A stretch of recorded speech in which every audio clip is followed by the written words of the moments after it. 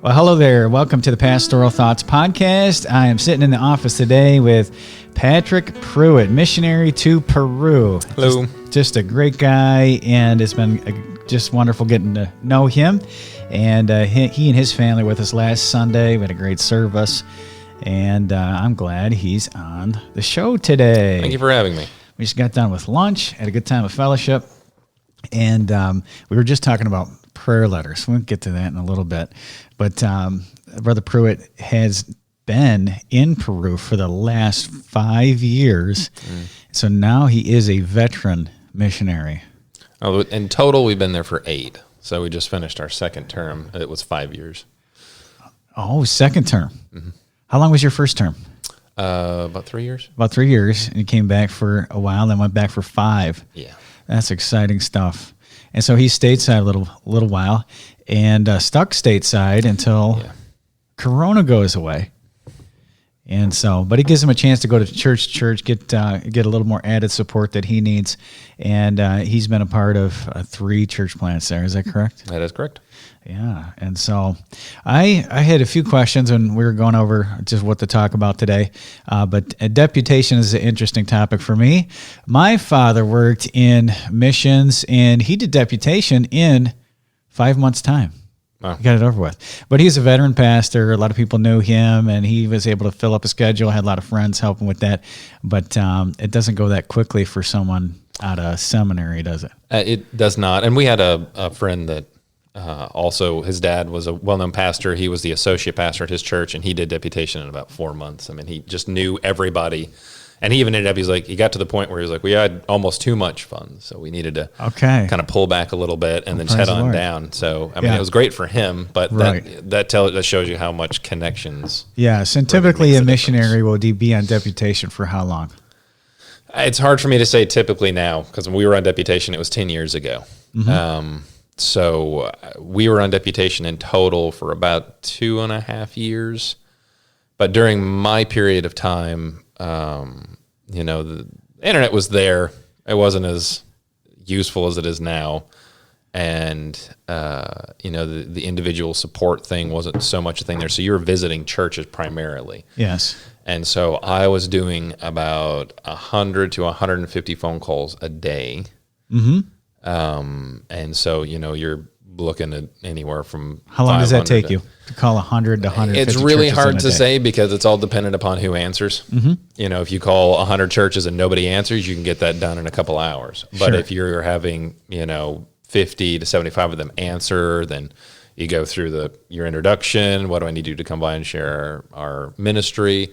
You got to get their info. If it's a pastor, he may want to talk to you. Some pastors want to talk for a while. Some don't want to talk to you at all. Yes. So it's just kind of dependent upon the best inroad to a church is saying, hey, pastor, we're going to be in your area in the month of whatever, right? My method of doing it was waiting. You rarely just got to the pastor. Mm-hmm. You would always talk to somebody in the middle. Some gatekeeper. Exactly. And that's just general, how it works. And so we would just say, hey, my name is Patrick Pruett. My wife and I are missionaries to Peru, South America.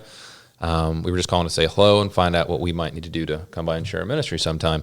Just want to make sure it's very broad, nothing super specific or demanding. And they would say, send us some information. At 99% of the time, it's send us information. And at that point in time, because we actually started deputation closer to 2009, into 2009. And so the majority of what I was doing is once I would finish up my phone calls, I would then sit down at the same computer and fill out either all the questionnaires that I got or print out all the different packets we had to send, because you'd have to print out your testimonies of yourself, of your wife, your proposition, what are you going to do for the ministry, you're going to do church planting or what have you. You have to have your pastor letter of recommendation, your doctrinal statement. You have to print all this out. You'd want it to be attractive as well, so maybe some color photos or things like that of yourself and your family. And then you'd have to print it out, put it in the envelope, address it, stamp it. Then you have to drive to the post office and send them out. So that was kind of a daily activity of trying to. I would usually do the mailings once a week, but the longer you waited, the longer you had to wait to call back. The general consensus, even now, is about 2 weeks. You send the information, give them 2 weeks, and call them back. Sure. So that's I don't think the old-fashioned boot leather, strategy of phone calling pastors is going to go away. I got an email from a missionary today, and to me that's almost like junk mail, to be honest with you. And so call me and talk to me, and and we don't. I haven't got a questionnaire. Oh man, I probably haven't gotten a questionnaire in over 5 or 6 years. Those don't seem to happen very often. Mm-hmm. Usually association is enough for them to give a good idea. And I think that's one of the things that helps a lot of missionary calls and say, hey, I'm scheduled with, like you said, you're going to Pastor Roscoe's, and they name a few guys in the area. And I thought, okay. And then so-and-so, your pastor friend gave me your number. And I thought, oh yeah, thanks a lot, pastor friend. But I mean, honestly, that does help. It has hurt. We were trying to get meetings in Texas, and it didn't work out because of this. So drop the wrong name. We got a meeting with one pastor, and apparently he was in a fight with every other pastor in the area. So every time I mentioned his name, they're like, nope, not going to happen, buddy. So we had to cancel all our meetings. That one guy just kind of shot our chances. So being a missionary, for those people who do not know how missions work, especially in independent Baptist churches circles, is that you go and the churches, you go travel to churches and they deputize you, meaning that they believe in getting behind your ministry and supporting your ministry. And a lot of folks go through they have a home church, and then you have a missions board. Yep. Generally, you have a mission board. I guess the trend these days is to not have a mission board and either have your home church takes care of it. You have a clearinghouse, and you're clearing. There's the big one now, and I cannot think of their name. I feel bad for that, but they're very well known. And the way they do it is you have to have 3 pastors, including your home church pastor, to be your mission board. They agree to 100% keep tabs on you and make sure you're doing what's correct. And if you need help, they help you, but they don't charge you. Sure. For their funds. And it is not hard for a home church, I've done this before, to open up another bank account and take in the funds for their missionary and give their missionary access to those funds and then oversee that. But a missions board sometimes gives you folks opportunities that the home church can't, maybe through being able to get you into a country or out of a country kind of as a sponsor. I know if you're going to be like, let's say, a chaplain in the United States Army or something like that, you need a sponsored group. I think some countries are like that. And then I think there might be some advantages with insurance and things like that. It's just a completely different world. And I know I sound like a broken record every time you ask a question. That's how I'm going to answer it, is it's different. Because it's even 10 years ago, the mission board was a very large anchor. And I'm a big fan of mission boards. This is not me saying you shouldn't have a mission board by any stretch of the imagination. But things are different. Back then it was you needed help sending out physical prayer letters. 99% of all your letters were going by physical letters. So if you didn't have a base at home to do that, then you had no way to stay in contact with your supporters. And then as far as accountability, again, international phone calls are expensive. Getting letters back and forth is very difficult. And so the mission board was very adept at keeping tabs on the missionary, what they're doing, what they're spending back in old school days, if you could fax your missions letter, you'd fax it to the missions board, and then they would do the printing, they would do the mailing. Or you dictate it. Yeah. And it sounds very antiquated, but what other options did you have? Right. And then they would produce it for you and they would send it out for you. But now in the information age, it is so much different. And, missions boards probably, and they are parachurch organizations, meaning they come alongside of the church to help. But sometimes parachurch organizations, the church never gets antiquated, but parachurch organizations do.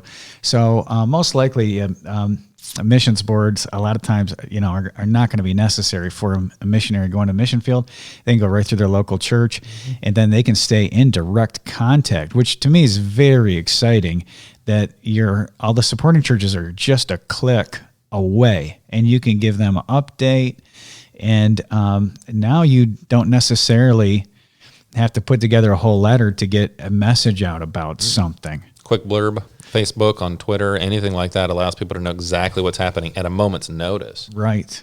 It could be, you find someone on the street and they want to hear the gospel, and your wife's with you, and she can quickly send out a message, pray for, this individual that my husband's working with instantaneously. It's not a wait 2 weeks for people to find out. It's, immediate. So if I'm a missionary going to the field and I need to raise support, and I'm going on deputation, we talked about deputation, it's really going to be you pounding the pavement as far as still to this day, you're going to have to make those phone calls, 100 a day, networking. Do that. And then you're going to have to get together your newsletter. And that's something I am a big proponent of and a big fan of, that we invest in servants of God, and we want to make sure that we're getting a good return on our investment. And it should be an exciting thing for a church to hear. It's like a stockholders meeting. Like, how is my investment doing? And am I reaping eternal benefit by this man, this woman, this family that I am investing in? And so tell us about newsletters. What should newsletters look like? I said this before we started the recording, and I guess I'll go ahead and say it again. I think it's an insult if a missionary is contacting their churches by way of some form of update less than 12 times a year. Amen. It doesn't take that much time to send out letters. And I know, because you say, well, I'm putting updates on Facebook and Twitter and things like that, they don't need a full letter. But if the least I can do to pay them back for what will eventually be the thousands and thousands of dollars that they have given to us to do the ministry we have, the least I could do to pay them back is to make sure that I'm giving them something that they can have that is personalized, sent to them, that they can print out and put in a book or put on their missions wall, so people can then go and look and say, hey, this is what the Pruetts have done. And what we used to tell people is that, if all we did was play ping pong for the entire month, you're going to know that's what we did. Right. I always said that as a joke, and then we ended up in house arrest over COVID. And I was like, well, we didn't do a whole lot during that month. Yeah. And so with the newsletter, you have, now I personally, I have a blog. It's not, I don't have tons of subscribers, but 212, and that's not people I went out and fished for, or like, a list that I bought. And right. Those are people who self-subscribed. And then, but I try to put out at least one blog every single week. And I usually try to work on writing a half hour a day. So those people that I am sending to 212 people, they don't ever give me $1. I don't know if they ever pray for me. I hope they pray for me every once in a while. But if you're a missionary, you're being supported by and funded by and working for the people who have given to you. They're actually, your time is money and your money's time. So you worked for that, and your life is represented by that money. And so they're giving you of their life. Mm-hmm. Exactly. So to give a respect that and to give a report back is something that I think would be one of the number one jobs of a missionary. Wouldn't you agree? Absolutely. I mean, and that also goes into everything, though. That goes into, the phone calls that you make, the amount of effort you put into getting support. If someone I know is giving money to the church to give to us, they're most likely working 40 hours a week. Mm-hmm. And if I just wake up around 10, make a few phone calls till 12, and then sleep the rest of the day, then I am obviously never going to get to the field. Right. But B, that's also an insult to the people that are working every day to support us to be able to get all the funds we need to go. So I look at it as, if they're going to start their day at 8, I need to start my day. Right. My day. I've had to adjust that, unfortunately, to 9, because if I start making calls at 8, no one ever picks up the phone. Right. It's just kind of a waste. But for the most part, I want to be working the majority of the day in ministry, if that's me trying to make phone calls to raise support, or another form of ministry that we're working on in Peru, and then the letters to make sure people are constantly so part of your motivation, or your number one motivation, is the Lord Jesus Christ. He's called you into this field, and then also lost souls. But I mean, third, right up there, and I'm with you. I'm fully supported by my church family, and well unto me, guys are going to work and working their tail off, and I'm just chillaxing all week long, and bring something sloppy on Sunday, and not being a minister like I am. I'm gonna have to answer to Christ for that, but then also I'm gonna have to answer to those who have given of themselves to allow me to be a minister. So that goes back, I think, to the prayer letter. My thinking is, I'll say it for you. You don't have to nod your head, but you can smile in agreement. But there's no reason in the world a missionary couldn't keep in touch with his supporting churches once a month, as you're saying. And then even now with the technology, my brother here, Brother Pruett, he's got over 1,000 people signed up on his email list. And so that means that people, they put their name on that list and they want to hear from him. And if he's got a special service coming up, man, he can shoot that out there with a picture or two. Now it's so easy with your phone to put a picture or two. People love pictures. And send it out to all those prayer warriors and supporters and let them know what's going on. And then now what we get to, I think, is great. I love this. And we have a missions update on Sunday night in our church. We have a missions guy that heads that up. But occasionally we'll get an email with like a video, 3 to 5 minute video. Someone took it with their phone, or it's a slideshow of pictures. And our folks love that. It's so much better than reading a prayer letter. It's like actually like, wow, you can see a different world. And when you think about it, I mean, yeah, it might have taken the missionary half a day to like put together a nice something visual, but that goes a long way. Yeah, no, I completely agree. One of the things that happens in Peru over Christmas, and their Christmas is a very bizarre mix of different cultures, but on Christmas Eve, it's summer down there, so it's about 90 degrees. So they stay up until midnight, and they drink hot cocoa in 90-degree weather, and they eat fruitcake, and then they set off fireworks. That is their introduction to Christmas. And so every year, one of the big things that we do, the panettone, which is their fruitcake, it's an Italian thing. It's not fruitcake like you'd have here. It tastes about the same, but it's expensive for a lot of the families. They can't afford it, and even 10 soles, which is about $3.20, is a lot of money for them to be able to afford just for cake. Yeah. They got to spend that on things that matter, like real food and stuff like that. So what we do every year is we would always go out and we would buy panettone, and we would buy panettone in bulk, hundreds and hundreds of boxes of these things. And what we would do to get people interested in that is we would make a video. I still have it up on my YouTube channel, one of the videos of asking people to help us buy this panettone so that we can have a ministry to people. And sometimes it's hard to get people to come in the church doors, but when you're giving out free cake, everybody wants free cake. Yeah, sure. And once the word gets out, you end up with a line, a queue of people. And these are all people that are coming in, getting a cake, and they're getting a presentation of the gospel, Amen. A gospel track, and an invitation. Mm-hmm. And it was so easy to put together a video and say, hey, would you guys like to help us buy fruitcake? And send it out. It's a bit of a laugh. People responded, though. Oh, yes, absolutely. Time. So we ended up and it's having something that they can see. You know? And you send the pictures immediately. You put them on Facebook or Twitter or Instagram and places people can immediately see them, and they're just, it's an immediate connection. So because I gave to this missionary, these Peruvians are coming in, and I gave these Peruvians a fruitcake, but even more important than that, they received, along with the fruitcake, a presentation of the gospel. Mm-hmm. And they can see it, they can visualize it, and that's what that communication is all about. Now, did you have to learn a language when you went down there? Yes, we did have to learn the language. I spent a year in Arequipa, Peru, just after I graduated, and then I came back to get my master's and got married, and then we went back. So I had already and I had language in college as well. So okay. I was pretty decent when we got there. My wife had not had any language classes. And it's Spanish? Yes, it's Spanish. And but learning a second language and then living in a land where they speak the language and then also trying to communicate in that language is a whole nother level than taking Spanish. Preaching in another language is really where the rubber meets the road. When you're just learning a language to communicate and live, your day-to-day communication, if you think about even in English, how often do you talk longer than 10 seconds to another human being?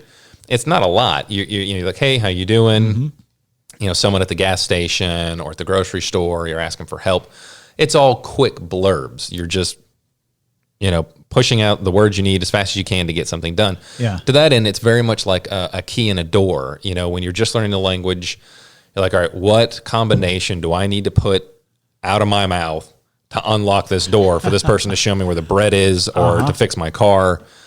But when you get into storytelling, And a lot of what preaching is you're, reading through what happened in the Bible. It's a narrative. It's not just a quick blurb. Then you're going into what that story is, the background, the context. You've got illustrations. You're no longer just saying, hey, hello, how are you? Where's the bread? You're going into long, extended portions of speech where there is just a minefield of errors to be made, words to say incorrectly, and lots of room to be laughed at, which you have to learn to laugh at yourself. If you're ever going to learn a language, you don't laugh at yourself. It's because you had to put yourself out there in mistake land. I mean, people get, and understandably so, they get very nervous about giving out the gospel. But when you're giving out the gospel and doing it in another language, it's just a whole other level because, doing it in English, people have all sorts of reasons just to dismiss you. Yeah. I just, I don't want to hear it. I don't like this. It's not my cup of tea, whatever they want to say to you. But then if you someone comes to you in English and attempts to give you the gospel, but it's broken, you don't understand them, you don't know what they're saying, you're just going to look, I ain't got time for this, man. Right. I'm not going to do this. Right. And it's no different with any other people group. So you have to be prepared, well-versed, know what you're going to say. So learning the language and then learning the language for preaching is very, very different. Are you, how long did it take for you to get comfortable? I'll let you know. Yeah, so you're not there yet. I mean, everyone I talk to, including my wife, who's probably listening to this right now, shaking her head, I'm not fluent in Spanish. Yeah. I will refuse to say that I'm fluent in Spanish. I know missionaries have been in Peru for over 40 years, and they still refuse to say they're fluent. If I've only been doing this for 10, I'm certainly not fluent. Well, sure. Yeah, I know that once I get English down, then I'm going to learn another language. So not quite fluent in English yet. But, yeah, I can only imagine that it is just one of the biggest efforts to cross that boundary. It is very much worth it. And yes, and that's what I was going to ask you, too. Do you think a missionary going to a foreign field should learn the field that he's going to language? Without a doubt. No one is ever going to respect you. And I have known missionaries that have gone and used translators. And again, I am not judging them. But if you plan to have a long-term ministry in whatever field you're going to, you have to learn the language. And even if you don't ever speak it perfectly, there's a respect there from them to say, all right, this guy has come. Made effort. Well, if it's in Central America, South America, and these places that we would consider third world, they look at North America as the promised land. It is a place of, streets are made of gold. And right. This guy came from there to, work in this town of cobblestone streets and poor people. And he's making an effort to do. Yes. Now, I don't look at it like I've come from the streets of gold to this poor. That's not how I see it. But they look at you they look at it as like you humbled yourself to reach them. Absolutely, yeah. They definitely look at it. I mean, obviously that has its ups and its downs. There's definitely two sides to that viewpoint from them. But the fact that, as far as the language is concerned, they look at you like, all right, you have attempted to learn this language and you're trying. Yes. And even the people in our third church, just before we came back, they said, Pastor, when you started here, we could understand you, but now, we Praise understand you. And I don't know if that just because they spent enough time around me that they could understand my broken Spanish. Yeah. But, it's one of those things where you're almost not paying attention because we like to gauge things and how they advance. But with a language, just little by little. There's a phrase in Peru, and we call it the phrase of Peru. It's poco a poco. It's little by little. Everything is just step by step, and you learn things. And sometimes you say something wrong 1,000,000 times, and you say it to their faces, and they just go, and not until that one person who's not in on it goes, that makes no sense, guy. What are you saying? And you're like, they all said it was okay. Everybody else was being nice. Yeah, they're all just being, and they're very sweet about it. But it takes that one person to be like, no, you sound ridiculous. Now, when you got to Peru, did you hit like a wall of culture shock? Culture shock is, how do I describe it? And I've tried to describe it to my wife, and she always, again, is probably shaking her head right now at how I've attempted to describe it. It's not something that gets all over you immediately. Right. It's kind of like a dog that's chasing. This is my terrible example. It's like a dog chasing you, and eventually it catches you, and then it gets on your back and weighs you down, And it's not until you take a moment to look around do you realize that you've been carrying this culture, not the culture, but a disdain for different parts of the culture you didn't even think about. Sure. But that is weighing you down. And what I tell people is the things about the actual culture isn't the problem that we think about. It's not the kiss on the cheek. That I have never met one missionary that's gone to a country that has an alternate way of greeting that have gone, I just can't stand those people for kissing me. That is never the issue. It's never the way they shake hands. It's not the way they dress. It's not even the way they talk. Usually culture shock, from my experience, has been in the way that they treat one another. I am from Georgia. I'm from the South. You know, there is a feigned amount of courtesy to everyone you meet. It's just the standard way of doing things. The Southern hospitality. But, you know, we say that, and in reality, the Southern hospitality really is just people having to fit into that culture down there. They may not really be nice people, but that's how they act. It's what is expected of you. It's different out in the West. It's different up north, and it's different in every other country in the world. And, you know, in Peru, they don't have any form of courtesy. It is every man for himself in a lot of ways there. And so that's the stuff that gets you. It is that deep-rooted things. It's not the fun stuff. Everyone, like, a colorful dress is beautiful, and I was going to be like, wow, I don't like the way you're dressed. That upsets me. It's that deep-rooted cultural portions that is, I don't respect you as a human. But you can't put your finger on that when you first get there. You don't get it. You're just like, okay, well, these people are being rude, but okay, whatever. But it starts to grate. And then if you're a missionary, like if I came down and spent a month with you and ministered with you alongside you for a month, I'm not going to have any culture shock at all. I'm going to enjoy their culture because it's different. But if I'm not leaving, there's no light at the end of the tunnel, and thinking, whoa, these people are so much different. They have different values. They have different ways of communicating, and it's absolutely that is at 100%. It's the fact that you don't get that break because that dog is on your back, and it's weighing you down. And you know, people are like, "Oh, well, are you okay? Are you doing all right? Is it bothering you this and that?" And you're like, "No, that's not what's bothering you." And you can almost never put your finger on it.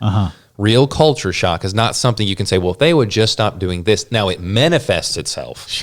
Like the driving down there is, I got hit weekly. I mean, you get people drive into you and drive off. They cut you off. They carve you up. They yell at you. They throw things at you. There are no lanes. 3 lanes turns into 6 lanes. It's maddening, but it's not the way they drive that gets you. It's what's behind the way they drive. But you can't put your finger on it. It's almost like it's invisible. It's exactly what it is. It's invisible. And then when you come back to the United States, and this is something that is very much not talked about, and you know, in my 4-year education of missions, and I don't think I've heard anyone else that has taken any form of a Bible degree or missions-oriented degrees at Christian colleges where they talk about this, but the re-entry back into the United States. We did 5 years, and this is also something now these days it's unheard of. We did 5 years straight, which was too long, and we took no breaks. And I'm not saying that's smart, so I don't want anyone here. It's like, I want to be a missionary. I'm going to do what that guy did. Don't do that. Take a break. But when you're in the midst of 2 church plants, it's hard to find that spot where you go, well, I'm going to take a 6-month break, and when I come back, I'm sure this fledgling church will still be here. It won't be. But when you come back off the field, it's such a difference. You've grown so accustomed to one way of life, and then you come back, and everyone has this idea of, oh, hey, you're back home. And it takes a while for you to realize in your mind and your heart, because this is where God has called you, that you haven't come back home. Now, it's not home. It's not home anymore. It'll always be this is where I'm from. I will always believe the U.S. is the greatest country in the world. I would not want to stay away from the U.S. forever, but I think of home back in Peru. Do you think that a lot of missionaries come home from the field? I don't know what the statistics are, but it's very, very high that most missionaries don't make it past their first term. 2 years is the 2 years is the average. Do you think it's because of culture shock? They just don't get over the hump, or what would you think it is if you were to guess? That's a big question. And when I say 2 years, let me rephrase that or state that the way that I've heard it. That was many years ago. 2 years was the average I heard that it took for a missionary to get to the field and then come home. And that was one of the reasons that our first term was only 3 years. We didn't want to do a full term And because we only raised half of our support, did a first And term. one of the reasons why you were telling me before that you didn't come home more frequently is because airfare from Peru is very expensive. Yeah. So it's not like you could hop on a plane and come home for a week every year. Yeah, that it was about $4,500-ish for, it was somewhere in that range, $4,500 for us to come back here. And you can't fly one way, no country. So if people are thinking, well, why wouldn't they hop on a plane and come home for a week every year? When it's $4,500. Yeah, when the amount of the plane ticket is more than you make in a month, right? It's not something that you can just do easily. And so as a missionary, you've been off the field for a very long period of time, or on the field for a very large period of time. Then you come home. I tell this story, and again, I keep saying my wife's probably listening to this and cringing, but when we first came back after our first term, when you were on the field, you'd go to the grocery store and you'd have 2 options for shampoo. Now it's gotten better. It's gotten way better. But there wasn't a lot of options for things. And then she came back and went to Walmart, and she had her whole aisle to choose from, and she just got overwhelmed. She's like, too many choices. Yeah, she was like, I just want to go home. Yeah. And she's like, I can't figure this out. And so we had to come back later for her to get shampoo because she just couldn't figure it out. And it's not because she's daft or something, but it's just overwhelming because the United States is just such a blessed nation. And it just kind of blew her mind. But I think that kind of goes back to your question of what happens to the missionary when they get there that breaks them, that sends them back home. Because they spent, let's say if they're on the field for 2 years, they spent 2.5 years, maybe more, telling everybody, I'm God called, we're going to this field, this is what we want to do. And then 2 years on, and a lot of missionaries, some more than others, a lot of the boards and stuff, they're sufficiently funded. It's not like they go there, they're starved to death. They're not starving to death. They're taken care of, but they hit that 2-year mark and they think, whoa, this is not what I thought it was going to be. Well, it's a really huge question. But if you think about it in a monetary sense, if it takes the missionary 2 to 3 years to raise support, and they're going for $5,000 a month, which I just use that as an average number. I'm not saying that's what most missionaries have, some more, some less. So they're probably bringing $50,000 in for the first couple of years. Then they go to the mission field for 2 years, so maybe 4 to 5 years of $50,000 in support a year. So you're looking at $250,000, $250,000, and then they go and I hesitate to use the term they can't hack it because it's just not fair. No, it's not. To know what it's like to give up your family, your culture, your friends, your things, your belongings, your home, your security, and then to drop yourself in a completely different culture that speaks a different language, has a different value system. And you're self-sacrificing yourself and your family, and then you get there and you think the people would love you for it, and they really don't. They say, it will crawl all over you. Sure. And so, but I'm a big proponent of, don't do the 2-week survey trip. Get some of your support. Go and live in the country for a year or two. You don't have to go and plant a church the first time you go there. Go learn the language, make your calling sure. And that's good. That's because that's what we did. Is we did half of our support, went for the short first term, and you were there for 6 months before you went to get your master's or seminary. I was there for a year in Arequipa. The second. Now, we spent all of our years in Lima. I spent my first year in Arequipa. It's the second largest city. Beautiful city. So I was already there for a year, getting to know the culture, the people, what it was like, and what to expect. So there was a lot there for me that when I made it back to Lima, it was more of a okay, I finally made it back. This took me a few years to get back, but I have done this. I finally got back. The Lord brought me back. But for your wife, and as a husband, thinking of your family, my focus, was my personal life with Christ, and then my wife, then my ministry, and that was something my pastor beat into my head, and correctly so. Lose your wife, lose your ministry. And so my concern was more directed towards her, and that's generally what ends up happening. Is the guy, the man in the relationship's like, we're going to the field. I'll sleep on a park bench. We'll get this done. And the wife is going, I'm going to be a good wife. I'm going to follow. I'm going to do what I'm supposed to do. And then they get to the field and they struggle and end up getting abandoned because the husband is off every day doing stuff. And they struggle. And they get sick, hurt.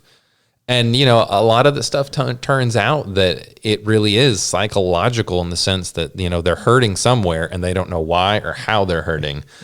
but they're hurting because, they gave up so much. Now things are different now though. It used to be where you go to the field and you don't come back because plants were overly expensive, even more so than they are now. You didn't have constant contact with people. You didn't have Skype and Marco Polo and all these other apps and things that let you just see everybody and talk with them. We know missionaries that come back every quarter. Yeah. They fly back to the States, them and their kids, every quarter so they can be at home. And that obviously avoids any concern of culture shock or any issues like that because they're constantly able to take that break. Yeah. And I'm not judging them for that. I mean, that's their schedule, how they've set it up with their home pastor. Depends on the country, depends on how the airfare is and things like that. Probably for most that wouldn't be available, but some it would be. Yeah, but so, I think it could be their home church could say, hey, we're going to go ahead and sponsor you to make sure you get home twice a year, once a year. But, in our case, we were doing what, I didn't even realize this was much of a term until my mission director said it. He's like, you're frontier missions planters. You're going out, you're finding a place that doesn't have a gospel witness, and you're planting a church in that area. And most things these days, and whether good or not, I'm not making a comment about which one is appropriate or not, but most things these days is the missionaries are either going for parachurch ministries or they're doing a ministry where they're working with another church planter who's already been there to help him plant more churches. And so when you have more of a team concept, it's a lot easier to take a step out. Yes. Because I've got Dave, Greg, and Jim with me, so they can be here. I take my 4-6 months off. Yes. Then I come back, and then they can take theirs and missions so forth. team, more of a Paul and Barnabas type style ministry. Nothing is a perfect setup. No. And there's always when you do that, then you increase the interpersonal relationship conflicts that happen between groups of people. Ask any pastor if he wants to plant a church with another pastor. Be co-pastor. And you will find out real quick how difficult that becomes. Yeah. You don't have two presidents. You don't have two popes. It's just one. Don't have two popes. Let's talk about your church plants there. You've been able, and Lord used you to help start 3 churches. 3 churches, all very exciting. The second, I say the second one we learned the most from, because we did 3 church plants. 2 of them were successful. The first church plant we did with other missionaries. We were involved in building the building, paying for the building, and getting the Peruvian pastor in, being involved in those different things. It was my first real step into church planting, but it was a very cushioned one, because there were other missionaries involved and we were able to kind of see how things come together more than being the ones that make all the decisions. Yeah. And what town was this in? Was it in Lima? We had, everything was in Lima, but when you say Lima, it's kind of a massive town, right? Well, you've got Lima, the city, and then you've got Lima, the province. Okay. Lima, the city has, give or take, 10 to 11 million people. It's hard to keep up with how many people are in the city because of how many people influx into it. And there's no real census that anyone really answers. And then you've got Lima, the province, which is probably another million people or so out in the hills and things like that. Our first church plant was in an invasion. And basically the way an invasion works is somebody comes from somewhere out in the jungle, they find an open space and say, I'm going to build a house here. And then 80,000 other people do the exact same thing. So, here in the States, we pretend like, well, we plan out the city and then we bring people in. But in reality, we planned a little bit of the city and we end up kind of doing the same thing. But what happens is the city has to catch up. And so then it's like, okay, we've got 80,000 people here. They don't have running water, no electricity. There's not even roads. Wow. We need to try and figure out how we're going to do this. So then what happens is those invasions break up into different groups themselves. And they're called invasions. It's called an invasion. And there's really not a better, you could call them a pueblo, a town, but in reality, it's really particle board homes, dirt floors. There's not a lot of roads in and out. The majority of people don't have cars. They walk to work to get to buses. And they still don't have lights. The majority don't have lights. So ours was in a place called Jide, and we work with another missionary family and a current functioning Peruvian church to start one up in this invasion. And I still remember the plan was we were going to take all the walls for the building and we were going to physically carry them up a mountain to get to this place. And I was like, guys, I don't have a lot of support, but I'm going to pay for the truck to make sure I'm not carrying this up a mountain. Because I mean, it's not like I was spending hundreds of dollars. It was like $30. Yeah. I was like, I'll give you the $30. That's $30 you ever spent. Let's scoot this on up there, guys. And, we built it and, nailed it together. And it's one of the distinguishing things about the building was that one of the walls had a door, but not like a door like we think like a door. It was not set where you could walk in and out of it. it was horizontal because that was just the wall that we could use to fit that section. So we just turned the door sideways, and then had the other portions just nailed together. And that's just how, you use what you have to use to be able to make the building happen.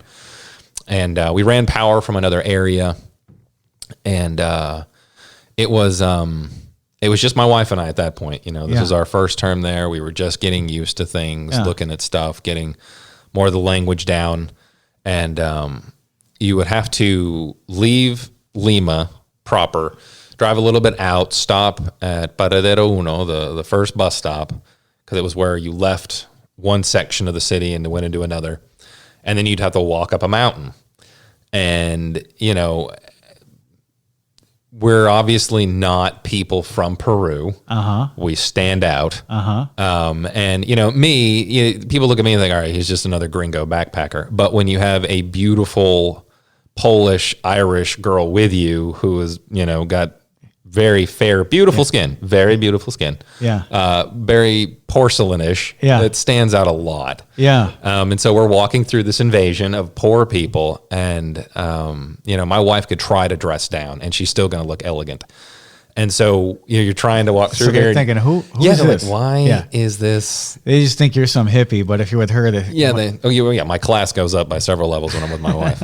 And so we'd have to walk through the lighted area because a certain part had electricity, and then you get to this hard gate, and then it's just darkness beyond because they don't have any electricity. And that's where the church was. And the church was in the darkness up on this mountain. And there's people living up on the mountain? Oh, no? yeah. Thousands of people. And just in Jeddah, and you're having evangelistic campaigns or something? Yeah, the big thing we would do there, because of the way things were set up, the parents worked, and it didn't matter if they had a 1-year-old or a 10-year-old. If school wasn't in session, those kids were on their own. So you would have a 3-year-old watching a 2-year-old, 4-year-old. So we worked heavily with the kids, and that's how the whole thing got started, was through children's clubs that missionaries had already started. And, you'd have hundreds of kids show up to this thing, and you'd work through the kids to reach the families. You do door to door. We help some people build their homes because, when I say build a home, people are like, oh, wow, you put up a big, it's 4 particle boards. Right.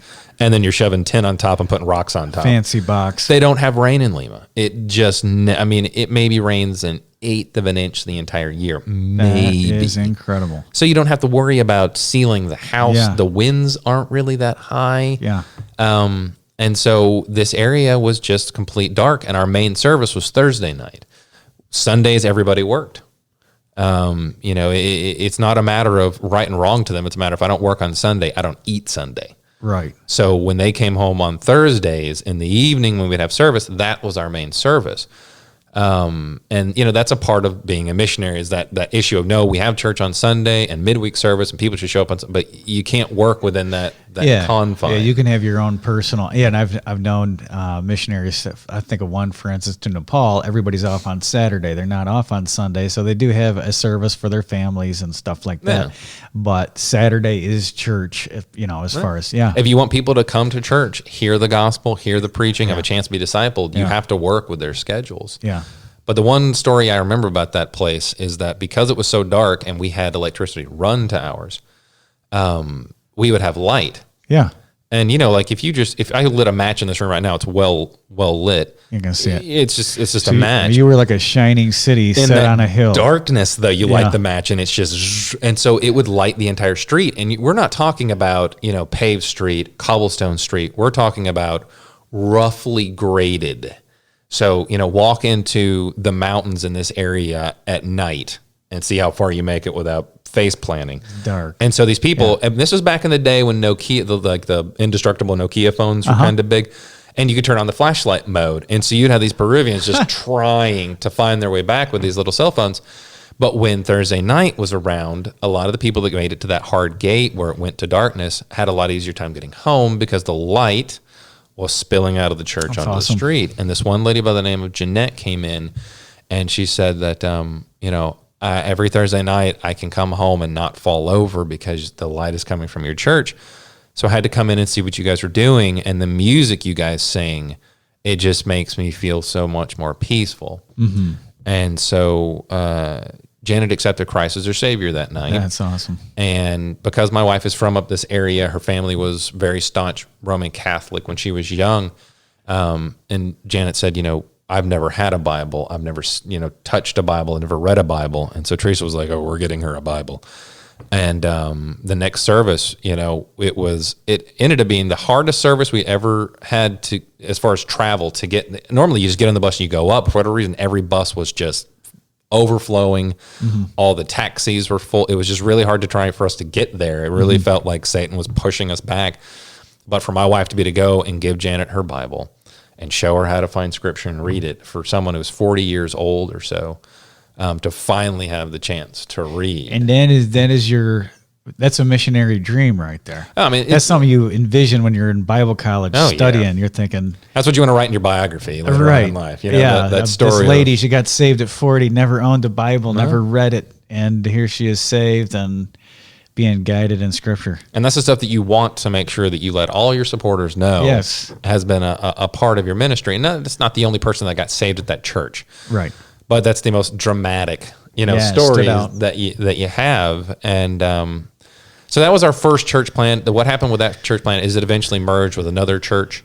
And so as far as we know, it's still functioning today. Now, when, we plant a church, our goal is for us to not be involved in it anymore. Right. We want it to be self-sustaining, autonomous, exactly. So don't think of us as cruel for, right. But you're not going to be the bishop of Lima. Yeah, I have no interest in, no, please no.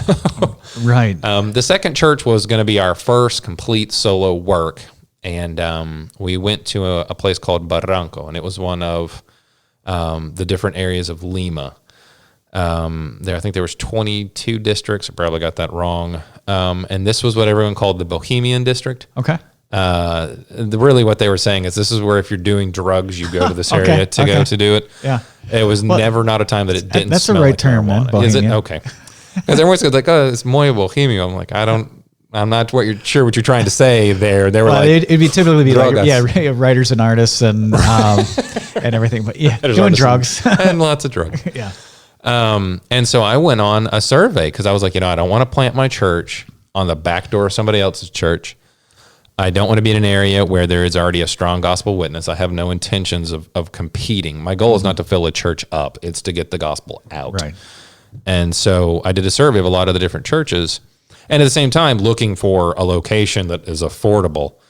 Lima is the most expensive city in South America. As far as real estate is concerned, it rivals Manhattan. It is ridiculously expensive. There's limited space for the 11 million people. Very limited space. And for gatherings, especially, like I knew a missionary who wanted to plant a church. He found a theater he could rent. He rented the theater, and he could only use it for roughly 2 hours a week, and he was spending $3,000 a month. And I was like, brother, bless your heart, I could. That's all my support.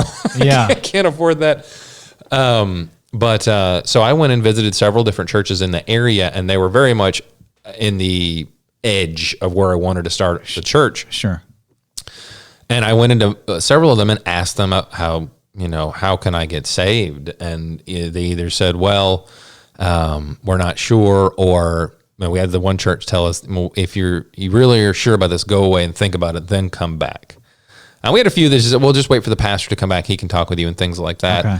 And so it became very clear that there wasn't a solid gospel And these witness. churches that you went into and talked to, they were national, or were they missionary denominations? As far as I knew, they were all national. There was no foreign missionary there. And a lot of, if I said some of the names, you would know them because they're very chain, I don't know, is that the right for franchise churches? Yeah, okay. That you would recognize here in the States. Old line denominational churches, or? No, that's more the newer. Contemporary lines. Okay. I would definitely say that, more the contemporary line. And so, we said, all right, we're going to go ahead and start the church. The Lord blessed a family that was the grandparents of a friend.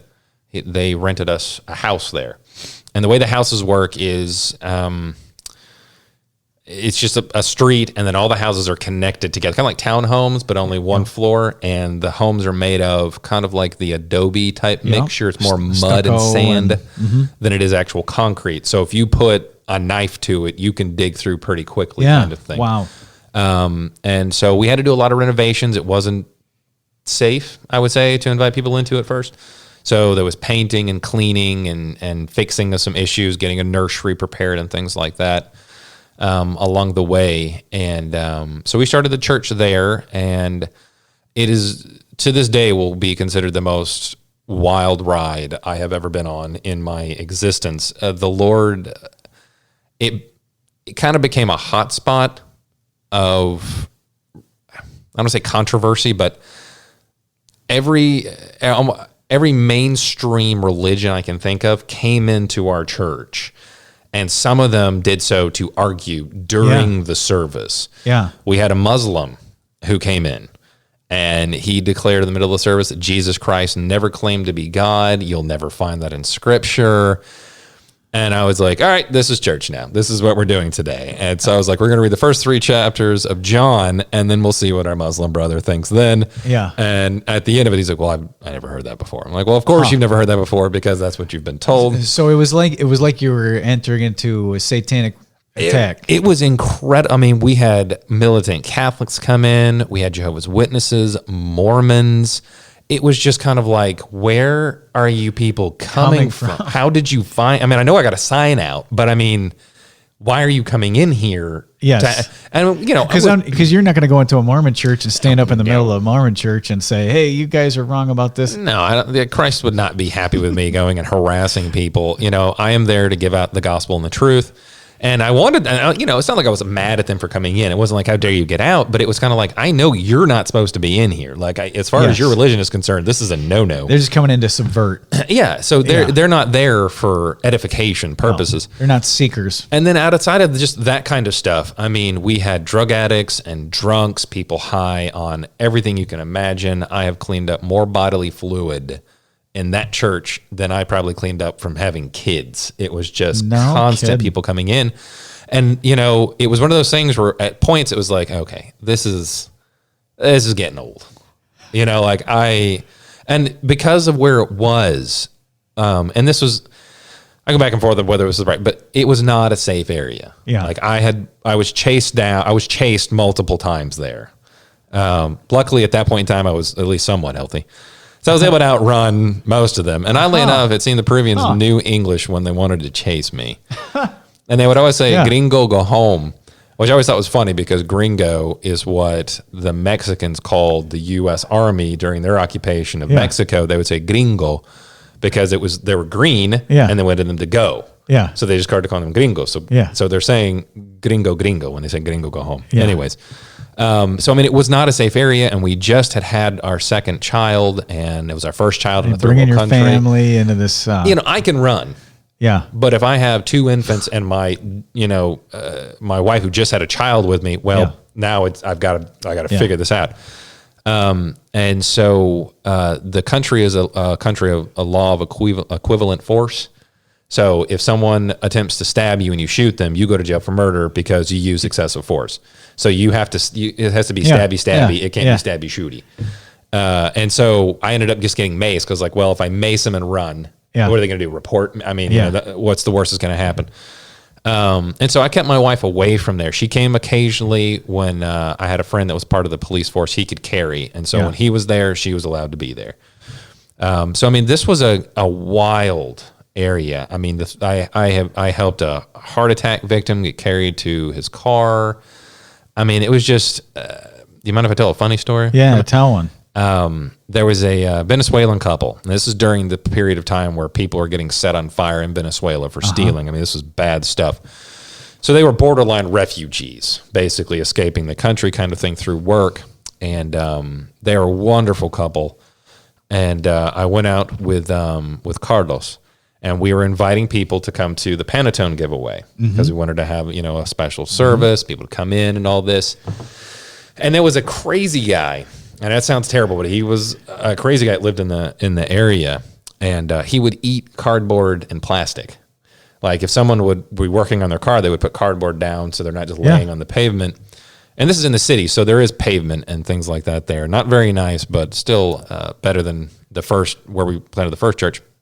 Anyway, so this guy would eat plastic off of, people would deliver food, and he would take the plastic off the boxes and run away and eat the plastic. Wow.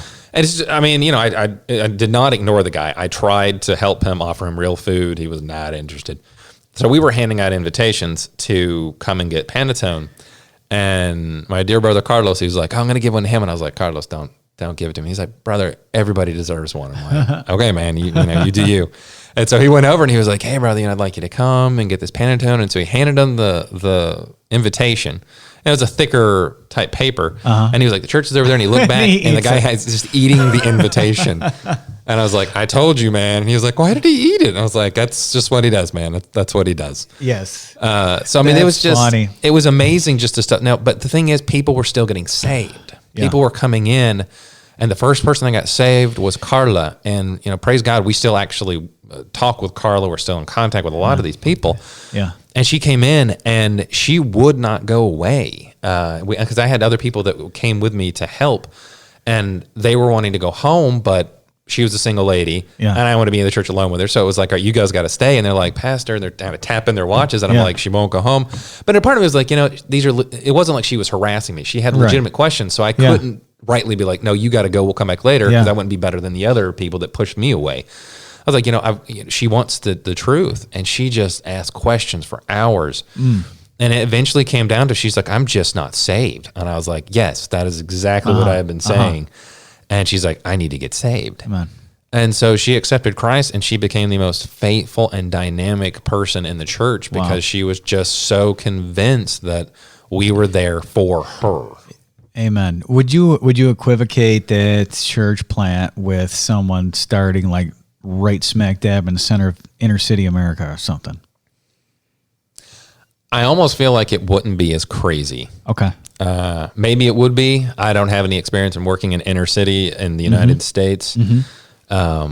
Maybe it was just the way the Lord had it for us, the way it was just meant to be. Yeah. But it's just a wild area, and, portion of the city. And it was very much like the stress of starting a new work. It felt to me almost like you're opening up a new business. I mean, I spent 8 hours a day, every day. It would take me, I think it was 12 miles from where we lived. And it took me about 2 hours to get there just because of the traffic. So I'd drive in 2 hours, work for 6 to 8 hours, drive back 2 hours home. And I'm handing out invitations, sliding things under doors, talking with people, trying to give the gospel out every single day. And, you know, that area is where I learned the value of a track. We had to ended up having to design our own track. I didn't bring my Bible in with me, but we designed like a little, I think it's like a 4x8 sheet of paper, real bright. And it says the truth about the gospel of Jesus Christ. Is it difficult to understand? Then goes through the Roman road real quick. They're very remiss to read like a trifold, quad fold, 5-point font track. And so and if you went to any other church in the area, they would charge you for the tracks. They would not just give them to you for free. They would charge you for the tracks, which just blew my mind. And so we just handed these things out like candy. I mean, it was just, it didn't matter if it was a little kid, you'd get one. And you would see people walking by and you'd be like, I know I didn't give that guy a track, but he has my track in his hand. So someone's setting it down and someone else is picking it up. Yeah. And then in the area I was in, because I tried to stay within about a 10-block radius where the church was for safety's sake, because I could at least I could run most likely the 10 blocks to get to my locked door, which everyone told me I needed to do. They're like, you keep this door locked. We don't want to see you getting murdered. I was like, I think that's you being nice to me. I appreciate that. But, you'd hand these tracts out and they would go everywhere. That's awesome. But I got invited into homes. Anyway, so, at the end of it all, the owners of the building finally came and like, wow, you made this building really nice. We appreciate it. And now we're going to sell it. And this was 7 months into the church plant. And I had no recourses to stop them. It was just once our contract was over, I lost the building. And because we had to put all of our money into this building, again, learning experiences, and did not get a 2-3 year contract, all of our money was gone. Yeah. We didn't have money to get another building. We didn't have, because that area was very expensive to begin with.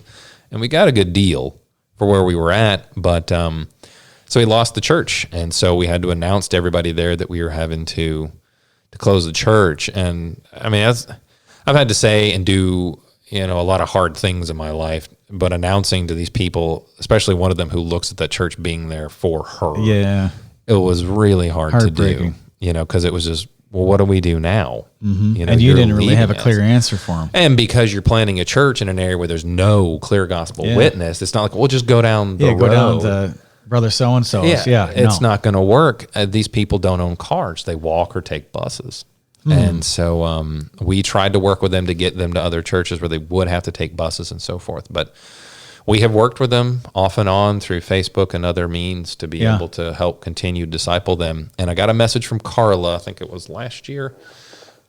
She said, Pastor Patrick, I just want to let you know, we are still out in the streets sharing Jesus like you taught us. Wow. And, amen. Probably the biggest compliment I've ever received in the ministry. Yeah. So we had to let that church go, and then we went on to start our third church. I could talk for another 6 hours, so I'm going to stop. Oh, yeah. So you were able to start the third church. Third church was a far greater success. We had all the experience under our belt. You think it was because of the second church, though? You learned so much? I feel like that had a lot to do with it. It was a 7-month venture. Well, it was a lot longer than 7 months. Because you were getting it up off the ground. Yeah, first. it was everything before the renting and so forth. It was over a year worth of work into that. So, I mean, there's no failure in God's work. There's learning experiences in God's people work. got saved. Yeah. And, we're still able to work with them. So I would not consider it a failure. No. I think I've been praying about it a lot. When we go back, I would love to go back there. Yeah. And now that, hopefully we'll have more funds and have a better idea of what we're doing, it'll be a little bit better. Yes. And maybe my family can participate, which would be really nice. Yes. Yeah. But the third church was out in the Chacra and the Campos, the farmlands. So it was outside of Lima proper. So it was still in the province of Lima, but way out there. It was completely different than the first two. Everything was different. I mean, the first one was different than the second was different than the third. It was just a very different kind of people. Yeah. Really running the gamut. And we actually got called out to that area by a family because there was a previous church out there, and the whole thing it kind of exploded and went in a very, very bad direction. So we had to go out there. We started another church, and it was really just a complete and total reconstruction of absolutely everything. So there was no taking over another man's foundation because there wasn't anything there. Except for the few families, and we got started with that one. And how long were you at this last one? I think it was 2.5 years. And then now that's turned over to somebody. Yes. Right? Well, it is. Now COVID is kind of, I don't know. It was doing really, really, really well, and then COVID hit, obviously, and now they're not allowed to meet to worship at all. Yeah. So I don't know how the way they've been doing services is they have been calling each other. And then connecting those calls to each other. So it's like an echo. Yes. And then there's no Skype. There's no, people going to go. Can't afford that. I can't even remember what the one site is. Yeah. Everyone calls in and nothing like that. Yeah. They don't. Yeah. Tell us about how COVID's affecting Peru. It reads like a horror story. They had the strictest reaction in South America and probably one of the strictest reactions in the entire world. They went into an immediate 24-hour house arrest. The president declared martial law. The military was in the streets. You could only leave your home for a certain period of time to purchase foods. You were not allowed to drive your car or take a bus. All buses were suspended. And then you could go to the hospital. But you could not go to the hospital for I've got a cough or I don't feel well. It's either emergencies, broken bones, or you have CV-19. Anything else, you couldn't go to the eye doctor, couldn't go to the dentist, couldn't even go to the vet. They would allow you certain banking privileges with notes.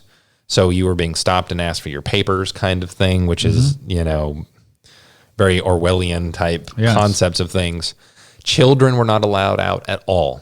So, and they still aren't. So over 90 days, these children have been stuck inside. And I think my wife, she told me they can now leave their apartment, but they can only be within like 100 meters of their home. And then they can only be out for like half an hour. The elderly are just the same. If you had gone out without going to the appropriate location or having the appropriate papers, you were fined thousands of US dollars. So not just soles, thousands of US dollars, or jailed with years. We're not talking like, oh, you're in jail for a month. It's years of jail time, which in and of itself is ridiculous considering the jail system there is so horrendous. Everyone in that jail is going to get the virus anyways. Now you're sentencing that person to go get the virus. And automatically, at the very first day of this, Sundays were locked. They were not allowed to go out. No one was allowed to go outside at all on Sundays. And that was directly aimed at churches to stop them from meeting. And that's something. So is there, well, let me ask you about the day laborers. What are the day laborers eating? Nothing. So there's people starving to death. I think it was at the beginning of July, middle of July, the president basically said, we're at a breaking point of there's a lot more people dying to starvation than we'll ever lose to CV-19.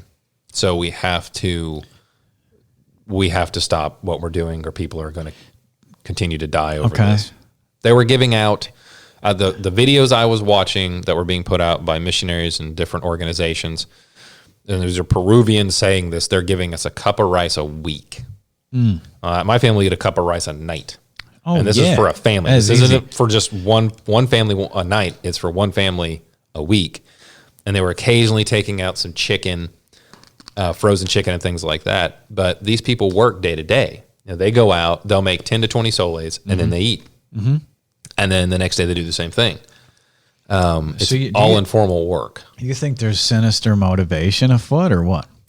I mean, I've got my I can put my tinfoil hat on kind of stuff, conspiracy theories. But the president is a temporary president. He was put in power because of corruption all the way up the system. He was the ambassador to Canada. Biscata is his name. I tend to think he's going to he just moved the elections, postponed them. And it's still martial law. So he still has emperor-like power. Yes. So, I mean, you know what? He keeps saying, I'm not going to stay any longer than I need to. But who's to decide what the need is? And he gets to decide how long he needs to. And they started doing the quick tests, like it's a quick swab in the mouth. And they're using that to, where we're getting, 10,000 cases a day. But the swab tests in the mouth, as far as I understand, are not very reliable. And it takes like 2 minutes to get the results. And one of a young lady from the village where our third church was planted, she was given one of those tests and tested positive, no symptoms. And so they sent her back home, and then the town kind of turned on the whole family. That she was going to cause the whole village to die. I mean, it got to South America's a fairly superstitious place to begin with. And so they got to the point where, if someone would die in their home, it wasn't, we'll call the ambulance, we'll call someone to come pull them out. They would just dump the body in the street because they thought, well, if he's got COVID, we're all going to die. So they would shove the body out in the street. So it got to a just complete and total panic level, unnecessarily, in my opinion, for what happened. So they're slowly getting out of it. They're moving away from it. Yeah. Hey, last and final question. Yes. So you kind of get you're having a little stint here in the United States. You're gearing up in the next several months to go back. If there was like one thing that you learned over the last several years, last 2 terms, what tweaks or what do you plan to do when you're going back? From our experience in Peru, and I'd have to say to a great extent in the United States, a clear presentation of the gospel is just not happening. People are afraid of it. They don't want to give it out. It's exclusive. I think people really fear giving in the world that we live in today, because there's a very vocal minority in Peru and the United States. Christianity is not wanted, blah, blah, blah. So I think people shy away from it. We're not going to give out the gospel because we don't want to offend, kind of thing. And in Peru, it was difficult to find places that would give out the gospel. And our church, especially our third church, became a place where people would just show up out of nowhere and asked how to get saved. Amen. And we were 2 hours outside of Lima, kind of thing. And it became very apparent to us that a clear presentation of the gospel is what is desperately needed. So what has been learned is something you already knew in the beginning. Exactly. To begin with. So it's to stay on message. Yeah. So what we're going to do is we're going to start what's called a gospel center, where people can come and get the gospel 24 hours a day. Not what we believe, not what we think, but from the Bible, how they can know Christ as their personal Savior to make a decision. And then we also want to use that as a way to get into other churches that, maybe they were started one way and they've shifted away from it, but we'll come in, we'll say, hey, we'll do a children's program, we'll pay for it all. We're just going to prepare you on how to talk to the kids. And in those times, we can then share with them, okay, this is how you give out the gospel. This is what the gospel is. And hopefully see some people saved and hopefully see some churches changed. But we're really the thing that it floors you. Stay on point. Don't get distracted. Keep the main thing the main thing. That's it. The main thing's the gospel. Amen. Hey, where can folks find you at? They can find us on Facebook at Pruett's in Peru. We also have an Instagram by the exact same name. Or you can email us at trulyisplentious@gmail.com. Very nice. And thank you for being with us today. It was an awesome conversation. Very interesting stuff. And I know that was a blessing to all of our listeners. And don't forget to subscribe to the podcast. And we've had some great podcasts thus far. And then we've got some great ones coming up next week. And so make sure you subscribe there. God bless each and every one of you.